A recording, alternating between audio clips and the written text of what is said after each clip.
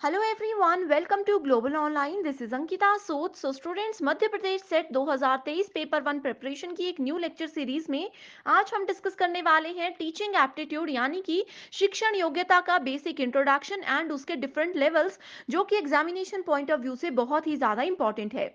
इस video lecture series की सबसे खास बात यह है कि इसमें स्मार्ट एंड शॉर्ट ट्रिक्स की मदद से सारे कॉन्सेप्ट्स मैं आप लोगों को बताऊंगी, ताकि आप लोग इजीली कॉन्सेप्ट्स को समझ भी जाओ एंड एग्जाम में इजीली करेक्ट आंसर को आइडेंटिफाई भी कर सको। तो ये लेक्चर सीरीज को आप सभी एंड तक देखते रहिएगा। तो पेपर वन प्रिपरेशन के लिए एक कंप्लीट कोर्स हमने लॉन्च किया है, जिसमें कि 100% सिलेक्शन की मैं आपको गारंटी देती हूँ। इसमें आपको फुल सिलेबस वीडियो लेक्चर्स मिलेंगे, जिसमें कि स्मार्ट एंड शॉर्ट ट्रिक्स की मदद से आपके सारे कॉन्सेप्ट्स हम क्लियर करेंगे। Full syllabus notes, full syllabus mock test, जिसमें से कि एज इट इज क्वेश्चंस हर बार एग्जाम में आते हैं। All previous year questions with solution and 2000 plus MCQ question bank हम आपको देते हैं, जिसमें कि हर एक क्वेश्चन के आंसर के साथ आपको डिटेल में एक्सप्लेनेशन भी मिलती है। एंड इसमें से एज इट इज बहुत बार क्वेश्चन एग्जाम में आते हैं, जिससे कि स्टूडेंट्स का बहुत इजीली एग्जाम क्वालिफाई हो जाता है। एंड इस कंप्लीट कोर्स को ज्वाइन करने के लिए स्क्रीन पर दिए गए किसी भी एक नंबर पर व्हाट्सएप की मदद से आप लोग इजीली कांटेक्ट कर सकते हो। जनरली इसकी फी है 3000 रुपीज, लेकिन स्टूडेंट्स आज मैं आपको देती हूँ बहुत ही अच्छा डिस्काउंट, यानी कि इस कंप्लीट कोर्स के लिए आपको सिर्फ 2000 रुपीज पे करने होंगे, जिसको कि लगातार 1 साल तक आप यूज कर सकते हो। तो आज ही इस कंप्लीट कोर्स को ज्वाइन करके आप अपना ड्रीम पूरा कर सकते हो। पेपर वन कंप्लीट कोर्स को ज्वाइन करने के लिए आप ग्लोबल ऑनलाइन ऐप को भी डाउनलोड कर सकते हो, जो कि बिल्कुल फ्री ऐप है। इसका लिंक डिस्क्रिप्शन बॉक्स में मिल जाएगा। ऐप डाउनलोड करने के बाद स्टोर सेक्शन पे जा करके सर्च बार में आपको लिखना है मध्य प्रदेश सेट एग्जाम 2023। देन आपके सामने इसका ओवरव्यू आ जाएगा, जो कि ऑलरेडी हम डिस्कस कर चुके हैं। देन आपको जाना है इसके कंटेंट सेक्शन पर। यहाँ पर आप देख सकते हो full syllabus mock test, 2000 plus MCQ PDF and आपको यूनिट वाइज सेपरेट फोल्डर्स मिल जाएंगे, जिसमें कि एग्जाम ओरिएंटेड वे में यहाँ पे video lectures and notes available है। यहाँ पे अगर किसी भी यूनिट पे अगर आप डायरेक्टली क्लिक करते हो, तो आपको theory lectures, MCQ lectures, full syllabus notes and test series मिलती है, जो कि डेफिनेटली आपके फर्स्ट अटेम्प्ट में भी इस एग्जाम में अच्छा स्कोर करने में आपको मदद करेगा। फ्रेंड्स, अपने मेन टॉपिक पे, जिसमें हम टीचिंग के इंट्रोडक्शन से शुरू करने वाले हैं। सबसे पहले टीचिंग होता क्या है? Teaching means interaction of teacher and student, यानी कि एक टीचर और एक स्टूडेंट के बीच में जो बातचीत होती है, उस चीज़ को टीचिंग बोला जाता है। यहाँ पे ये स्टेटमेंट जनरली यूज होती है ऑफलाइन टीचिंग में। ठीक है, ऑफलाइन टीचिंग यानी कि क्लासरूम टीचिंग जो होती है, वहाँ पे टीचर और स्टूडेंट के बीच में बहुत ज़्यादा इंटरेक्शन होती है, चाहे वो बातचीत नॉर्मल बातचीत भी कर रहे होते हैं, लेकिन वो टॉपिक से रिलेटेड होती है, नॉलेज बेस्ड होती है। And they participate for their mutual benefits, यानी कि वो अपने पारस्परिक लाभ के लिए इसमें भाग लेते हैं। म्यूचुअल बेनिफिट्स का मतलब है, अब स्टूडेंट्स का इसमें क्या बेनिफिट हो सकता है कि स्टूडेंट का नॉलेज जो है वो बढ़ रहा है, अच्छे से टीचिंग होगी तो स्टूडेंट का स्कोर बढ़ेगा। ठीक है, उसके बाद स्टूडेंट अच्छी जॉब कर सकते हैं, एक अच्छा जो है इंसान बन सकते हैं। ये सारे बेनिफिट्स स्टूडेंट के एंड पे हो सकते हैं। टीचर के एंड पे क्या बेनिफिट्स हो सकते हैं कि टीचर को किसी चीज़ का नॉलेज है तो वो नॉलेज शेयर करेंगे तो बढ़ेगा। टीचर को तो इस बात की सैलरी भी मिल रही है, तो ये सारे म्यूचुअल बेनिफिट्स होते हैं।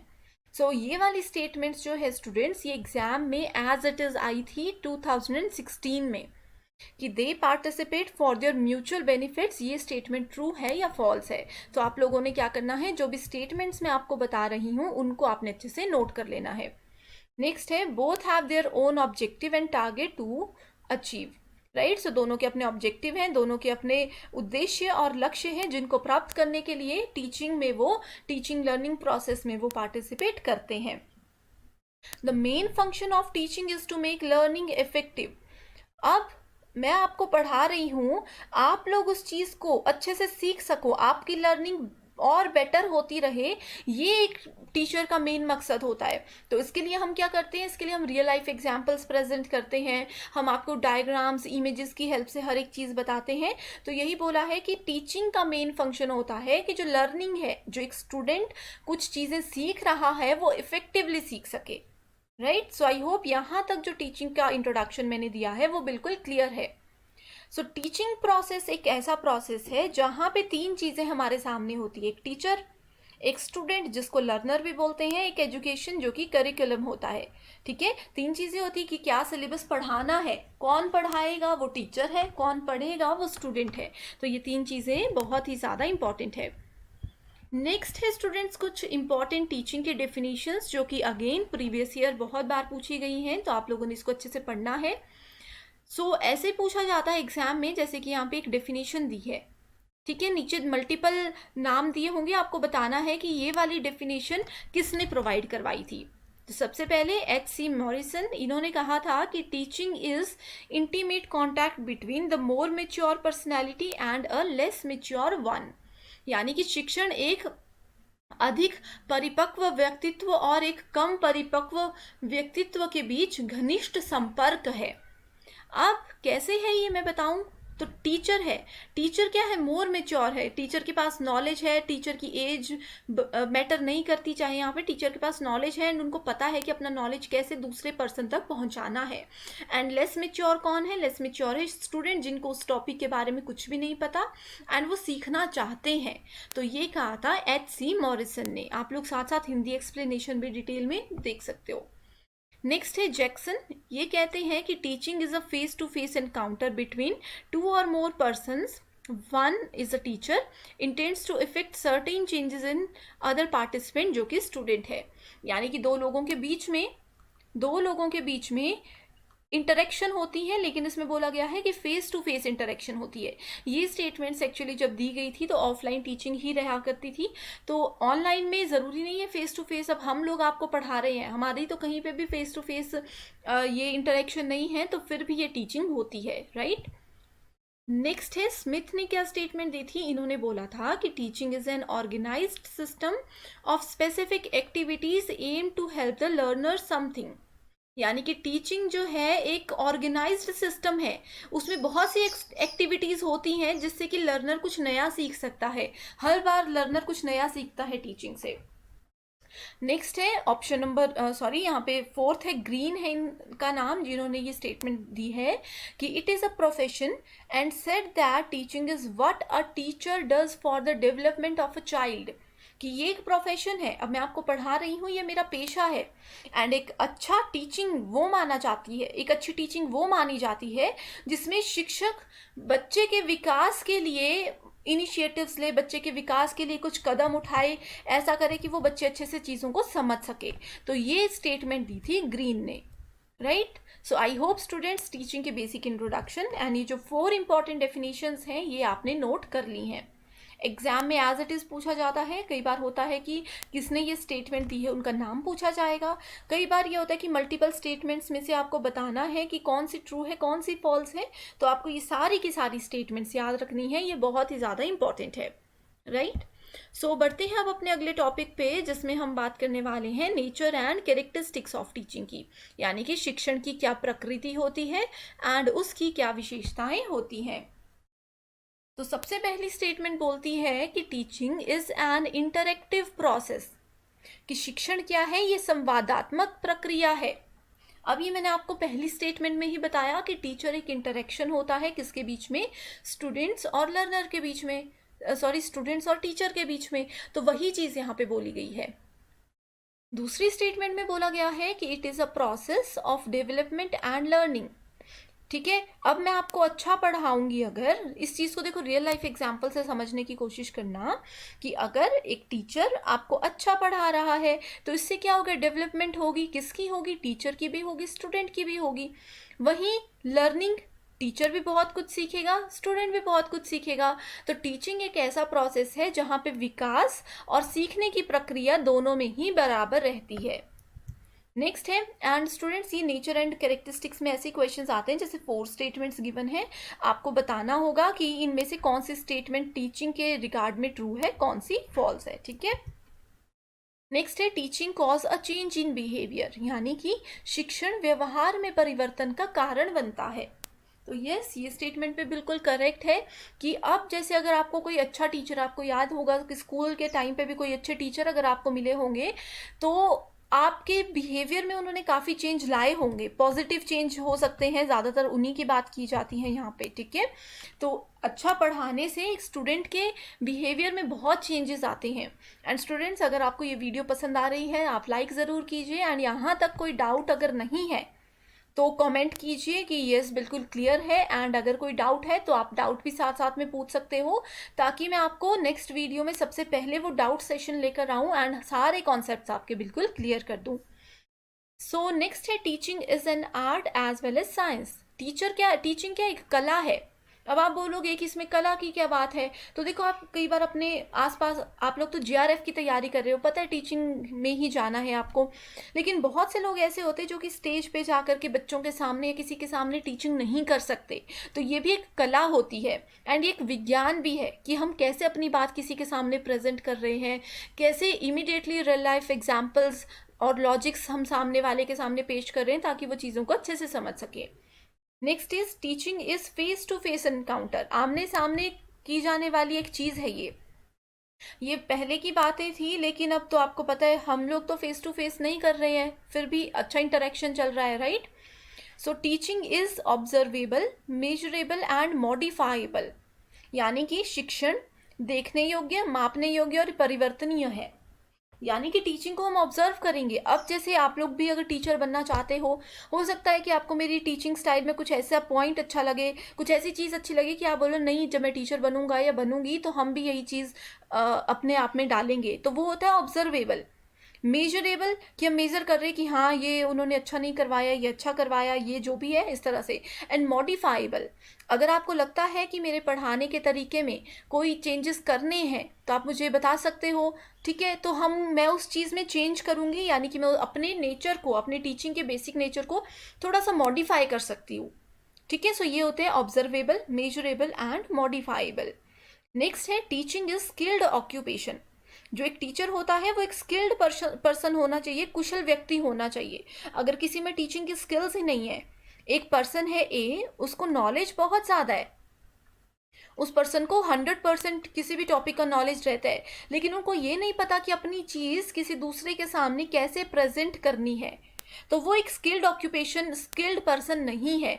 टीचिंग एक स्किल्ड ऑक्यूपेशन है, इसमें पर्सन को नॉलेज के साथ साथ अपनी बात प्रेजेंट करने का तरीका भी आना चाहिए।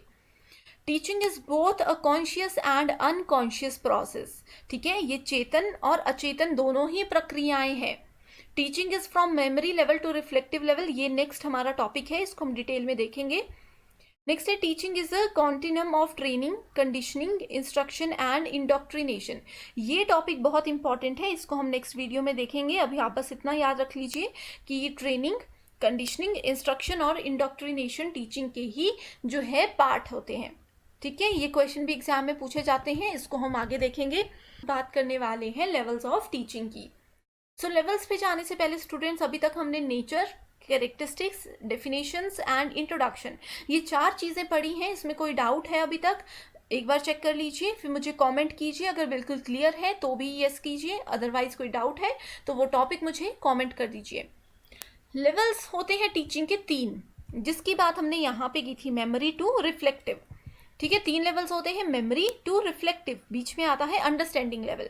ये एक बहुत इंपॉर्टेंट टॉपिक है, बहुत इंटरेस्टिंग वे में मैं आपको बताती हूँ। मेमोरी का मतलब होता है याद रखना, है ना।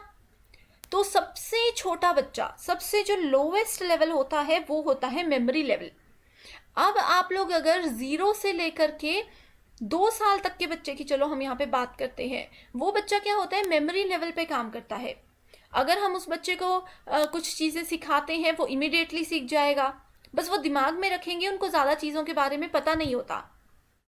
और इजी मैं आपको ये बताती हूँ कि जैसे छोटे बच्चे होते हैं, नर्सरी क्लास के बच्चे, उनको पोयम की तरह ABCD याद करवाया जाता है ना।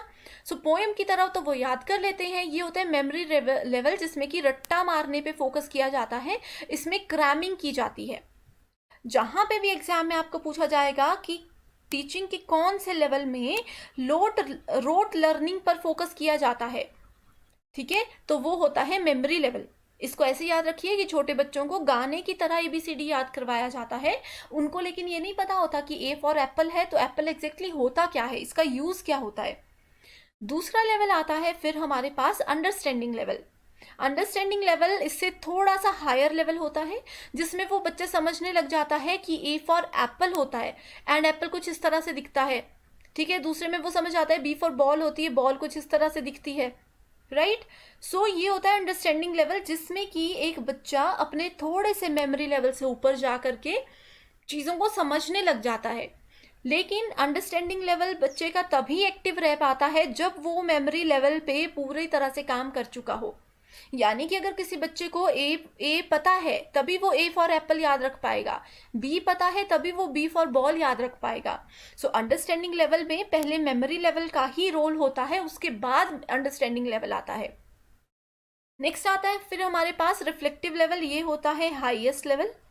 ठीक है, ये होता है बिल्कुल हाईएस्ट लेवल। इसमें हम रिफ्लेक्ट करते हैं चीज़ों को, जो हमने याद की, जो हमने समझी, उनको रिफ्लेक्ट करेंगे। यानी कि आपको ये बच्चे को बोले कि आप एप्पल बनाओ, तो उन्होंने मेमोरी में याद भी किया था, रिफ्लेक्टिव में देख भी लिया था। ठीक है, अब अंडरस्टैंडिंग में उसको समझ भी लिया था, रिफ्लेक्टिव में अब वो एप्पल बना करके हम लोगों को बताएंगे। या फिर कहीं पे फ्यूचर में मान लीजिए उन्होंने कोई एप्पल का ट्री देख लिया, तो उनको पता चल जाएगा कि यस ये मैंने पढ़ा था, ये मुझे याद था, ये मैंने देखा था, तो वो किसी और को बता सकते हैं। That is called reflective level. ठीक है, इसको एक और एग्जाम्पल के साथ मैं बताती हूँ। जैसे मेमोरी लेवल में मैंने कोई टॉपिक अपना याद कर लिया, ठीक है। अंडरस्टैंडिंग लेवल, मेमोरी लेवल में याद कर लिया, रट्टा मार लिया, 1-2 दिन टिकता है वो, इससे ज़्यादा नहीं। अंडरस्टैंडिंग लेवल में मैंने उसको डिटेल में समझ लिया। ठीक है, रिफ्लेक्टिव लेवल में क्या हुआ, वही टॉपिक अगर एग्जाम में आता है एंड उसी टॉपिक में मैंने 10 आउट ऑफ 10 स्कोर कर दिया, तो वो है रिफ्लेक्टिव लेवल, कि मैंने मेमोरी लेवल में जो सीखा था उसका रिफ्लेक्शन मुझे यहाँ पे मिल गया है। राइट। सो आई होप ये 2 एग्जाम्पल्स की हेल्प से आपके पूरे के पूरे कॉन्सेप्ट्स बिल्कुल क्लियर हैं। अभी देखो यहाँ पे टॉपिक्स में मेमोरी लेवल हर्बर्ट ने दिया था, अंडरस्टैंडिंग लेवल मॉरिसन ने दिया था, रिफ्लेक्टिव लेवल हंट ने दिया था। मेमोरी लेवल रट्टा मारते हैं, रट्टे में दिमाग नहीं चलाना पड़ता। अब जैसे देखो यहाँ पे देख के मैंने स्टूडेंट्स आप लोगों को ये तीनों लेवल्स पढ़ा दिए। अगर तो ये क्या है, ये मेरा अंडरस्टैंडिंग और रिफ्लेक्टिव लेवल का काम था। अगर एज इट इज डेफिनेशन यहाँ पे लिखी होती मेमोरी लेवल की, मैं सिर्फ वो डेफिनेशंस पढ़ती आपको समझाती नहीं, तो वो मेमोरी लेवल में आना था। क्यों आना था, क्योंकि मुझे नॉलेज नहीं है, बस मैं पढ़ के रट्टा मार के आपको पढ़ा रही हूँ। ठीक है, तो ये होता है थॉटलेस, यानी कि कोई थॉट नहीं है, बस बोले जा रहे हैं जो सामने लिखा है। तो अंडरस्टैंडिंग में होता है थॉटफुल एंड हाईली थॉटफुल होता है रिफ्लेक्टिव लेवल। ठीक है, सो यहाँ पे आप देख सकते हो सबसे इंपॉर्टेंट ये चीज़ भी है कि मेमोरी लेवल टीचर सेंटर्ड होता है। ठीक है, जैसे छोटे बच्चे मैंने आपको बताया ABCD सीखते हैं, उस लेवल पे जो टीचर पढ़ाएगा बच्चे वही पढ़ेंगे। अंडरस्टैंडिंग लेवल भी टीचर सेंटर्ड होता है, रिफ्लेक्टिव लेवल जो है वो लर्नर सेंटर्ड होता है, यानी कि इसका मेजर फोकस लर्नर पे रहता है कि उसने कितना सीखा, उन्होंने क्या किया क्या नहीं किया। ठीक है, सो आई होप ये बिल्कुल क्लियर है। ये जो चार्ट आपके सामने है, आप चाहो तो इसको नोट कर लीजिए, चाहे इसका स्क्रीनशॉट ले लीजिए, ये इंपॉर्टेंट है। यहाँ से क्वेश्चन पूछा जा सकता है कि 3 लेवल्स में से लर्नर सेंटर्ड कौन सा है, या हायर क्लासेस में कौन सा यूज होता है, इस तरह से पूछा जा सकता है। राइट, यहाँ पे आप इसकी डेफिनेशन भी देख सकते हो। सो जो भी क्रैमिंग, जैसे मैंने आपको बताया, रोट लर्निंग बताया, यानी कि रट्टा मारना, सो ये वही चीज़ है जो मैंने आपको बताई, वो यहाँ पे डेफिनेशन के उस पर लिखी हुई है, आप लोग जा करके इसको देख सकते हो, चाहे नोट कर लीजिए चाहे स्क्रीनशॉट ले लीजिए। तो स्टूडेंट्स, कैसी लगी आपको ये वीडियो? आई होप जितना भी मैंने अभी तक करवाया है, जितना भी आज की इस वीडियो में हमने समझा है, वो आप लोगों को बहुत पसंद आया होगा, सब कुछ कॉन्सेप्ट्स बिल्कुल क्लियर होंगे। तो मुझे कमेंट करके ज़रूर बताइएगा। अगर आप लोग इस तरह की वीडियोस डेली चाहते हो, तो मैं आपके लिए डेली यूट्यूब पर फ्री क्लासेस लेकर आऊँगी। तो आप लोग नंबर पर भी कांटेक्ट कर सकते हो किसी भी तरह की क्वेरी के लिए, या फिर मुझे कमेंट करके ज़रूर बताइएगा। So thank you so much for watching this video and I wish you all the very best.